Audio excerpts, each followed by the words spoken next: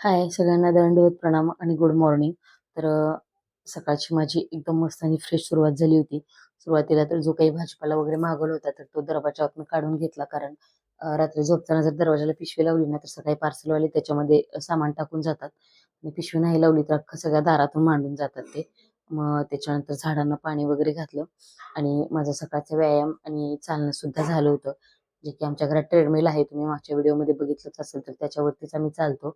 मस्त ट्रेडमिल आज मी बाल्कनीमध्ये ठेवलं होतं आणि सकाळची मस्त हवा येत होती. म्हणजे या झाडांच्या आणि निसर्गाच्या सानिध्यात मी आजचं वॉकिंग केलं होतं. त्याच्यानंतर त्याच्यानंतर म्हटलं आता ब्रश वगैरे करून अंघोळ करावी, बघते तर काय आरशावरती एवढे सगळे साबणाचे जे शिंतोडे होते तर ते उडले होते. म्हटलं आता सारखं लगेचच पुसून घेऊया. नंतर मस्त अंघोळ वगैरे केली, मी फ्रेश झाले. टिकली नाही लावली कारण टिकली बेडरूम मध्ये होती आणि मुली झोपल्या होत्या, मग आवाज केला तर त्या लगेच उठून बसतील आणि उशीर पण झाला होता. मग लगेच मी स्वयंपाकाला लागले. बाबांचा टिफिन बनवला आता आणि त्यांना नाश्ता सुद्धा घरूनच देते, पण सकाळी सकाळी ते खात नाहीत, ऑफिसमध्ये गेले की नंतर करतात नाश्ता. आता हा जो नाश्ता दिलाय मटकीची उसळ, तर तो काचेचा कंटेनर आहे म्हणजे ग्लासचा. तो स्पेशली मी नाश्ता देण्यासाठीच आणलाय, एकतर त्याला पाणी सुटत नाही आणि नाश्ता छान असा गरम सुद्धा राहतो. त्याच्यानंतर बाबा वगैरे सगळे ऑफिसला गेले, घरातली सगळी कामं झाली होती. दुपारी शिवण्या स्कूलमधनं आलेली आणि आईला फरशी पुसू लागत होती की थोडीशी कामात मदत म्हणून. घर एकदम मस्त फ्रेश असं माझं आवरून झालं होतं, फरशी वगैरे सुद्धा पुसून झालेली.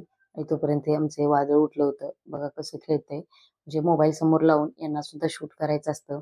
दोघीच्या दोघी अशा करतात आणि यायला काहीतरी म्हणजे मला काहीतरी सांगत होती की शिवण्याने आणि तिने मेहंदी वगैरे काढली होती, मग असं त्यांचं बराच वेळ चालू होतं.